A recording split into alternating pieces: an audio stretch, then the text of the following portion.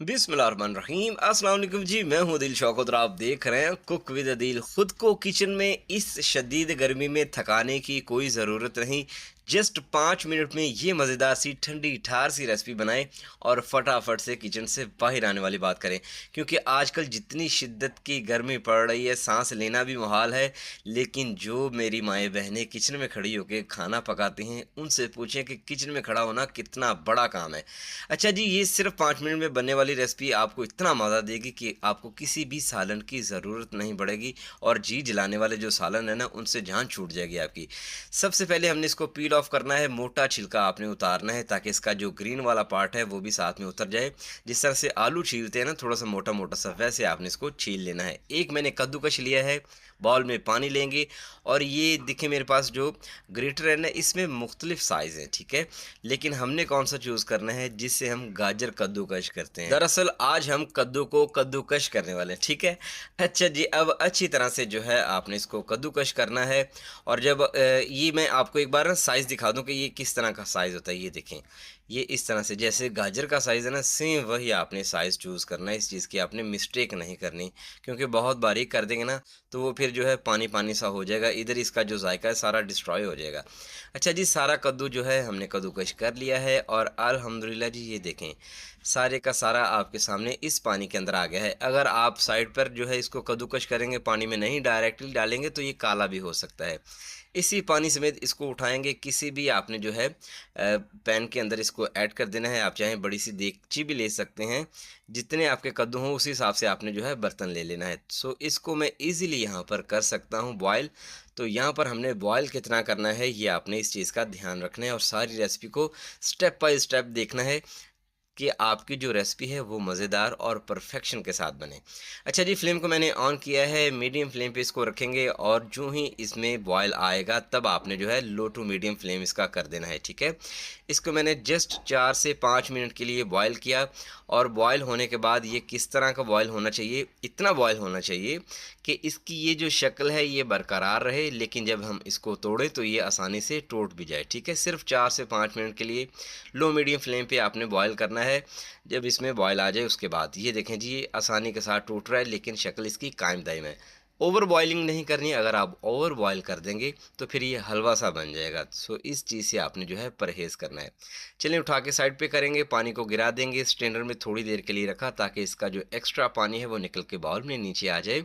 अब हमने जो है हाथों की मदद से इसको दबा दबा के ना, आपने एज़ मच एज़ इसमें से मॉइस्चर को निकालना है या पानी को निकालना है, ठीक है। थोड़ा सा इसको मॉइस्ट रहने देना है, लेकिन ये कि एक्स्ट्रा जितना भी पानी है वो आपने सारे का सारा निकाल देना है। इसको उठा के रख देंगे साइड पर। यहाँ पर मैंने लिया है जी आधा किलो दही। ये रेसिपी ठंडी ठार होने के साथ साथ, मज़ेदार होने के साथ साथ सस्ती भी है और जल्दी बन जाती है, ठीक है। अच्छा जी, दही को आपने अच्छी तरह से बीट करना है। दही आपका पतला हो या गाढ़ा हो कोई मैटर नहीं करता, लेकिन ये कोशिश कीजिएगा कि लेना आपने मीठा ही है। अच्छा जी, ये वो काम है जो अक्सर लोग नहीं करते, मैं इसमें कर रहा हूँ। ये देखें जी, धनिया, पुदीना और सब्ज़ मिर्च की चटनी मैंने 1 टीस्पून इसमें ऐड की। कम लगा तो इसमें मज़ीद मैंने 1 टीस्पून ऐड कर दिया, ठीक है। इसको ऐड करने से यकीन करें इसके अंदर 4 चाँद आ जाएँगे। आई मीन कि इसके टेस्ट को 4 चाँद लग जाएँगे। इतनी शानदार किस्म की रेसिपी है ये, देखें जी, बहुत ही ज़बरदस्त किस्म का इसका टेक्सचर आ रहा है। अब यहाँ पर हमने कद्दूकश किया हुआ ये जो कद्दू है जिसको हमने पकाया था, इसको ऐड कर देंगे, और अच्छी तरह से अभी से खोल लेंगे, मिक्स कर लेंगे। इससे क्या होगा कि बाकी चीज़ें जब आप बाद में ऐड करेंगे ना, वो आसानी से हल हो जाएंगी। ये थोड़ा सा टाइम ले जाता है, ठीक है।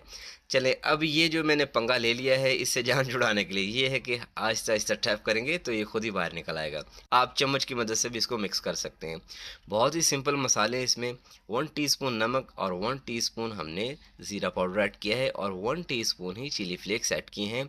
अच्छी तरह से इन 3 मसालों को मिक्स करेंगे। अगर आपके पास चाट मसाला मौजूद हो तो वो भी हाफ़ टी स्पून या 1 टीस्पून आप ऐड कर सकते हैं। फिर नमक की मिकदार आपने थोड़ी-सी कम कर देनी है, क्योंकि उसमें ऑलरेडी जो है नमक मौजूद होता है चाट मसाले में।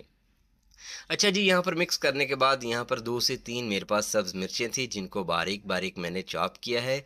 साथ में हमने एक बड़े साइज़ का लिया है प्याज़ जिसको मैंने इस तरह से चॉप किया है और साथ ही हमने 1 टमाटर लिया है बड़े साइज़ का। अगर छोटे हैं, दरमियाने साइज़ के हैं तो फिर आप 2 भी ले सकते हैं। साथ में हमने धनिया ऐड करना है 2 से 3 टेबलस्पून और 1 टेबलस्पून साथ में हमने मिला लेना है जी पुदीना। ये आपके मैदे को ठंडक देगा और इतनी प्यारी खुशबू इसके अंदर लेके आएगा कि जब आप इस चीज़ को खाएँगे तो आप हैरान हो जाएँगे। यकीन करें, इस गर्मियाँ जितनी शिद्दत से ये गर्मी पड़ रही है, अगर आप इसे बनाएँगे ना तब आपको अंदाज़ा होगा कि ये कितनी शानदार किस्म की चीज़ है। किसी भी आपको सालन की ज़रूरत नहीं है, आप इसको खा सकते हैं। अगर सादा चावल पड़े हैं उसके साथ भी आप खा सकते हैं, रोटी के साथ, चपाती के साथ, नान के साथ, जिसके साथ आप इसको खाना चाहें आप खा सकते हैं। इसको फ्रिज में रख के कम से कम 2 घंटे आपने ठंडा करना है और इसकी जो फाइनल लुक मैं तैयार करने वाला हूँ, वो भी आपको बहुत ही ज़्यादा पसंद आने वाली है। ज़ीरा छिड़काव किया है, साथ में हमने जो है यहाँ पर पुदीने के पत्ते इस तरह से जो है इसके ऊपर स्प्रिंकल कर देने हैं और साथ ही हमने जो है थोड़ी-सी चिली फ्लेक्स यानी कुटी हुई जो लाल मिर्च होती है, उसको यहाँ पर फैला देना है। बहुत ज़्यादा ऐड करने की ज़रूरत नहीं है। साथ में एक लाल मिर्च थी, वो भी मैंने इसकी प्रेज़ेंटेशन में ऐड कर दी है। तो लीजिए दोस्तों, अल्हम्दुलिल्लाह जी, कद्दू का रायता शानदार किस्म का ठंडा-ठार सा बन के तैयार है। अगर गर्मियों में आपको जी जलाने वाले सालन नहीं चाहिए तो यकीन करें इसको बनाएँ। एक बार बनाएँगे, बार-बार बनाने पे मजबूर हो जाएँगे।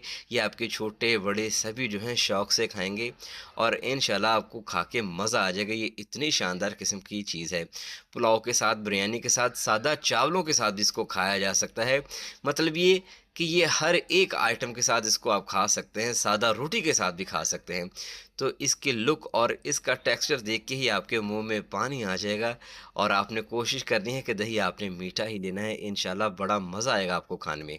दोस्तों, अगर आपको लगता है कि आपके इस भाई ने आपके लिए कुछ अच्छा किया है, अच्छा बताया, अच्छा सिखाया है, तो प्लीज़ चैनल को ज़रूर सब्सक्राइब कीजिएगा, वीडियो को लाइक भी कीजिएगा, शेयर भी कीजिएगा। लाज़मी बताइए कहाँ से मेरी वीडियो को देख रहे हैं। दुआ में याद रखिएगा। अल्लाह हाफ़िज़।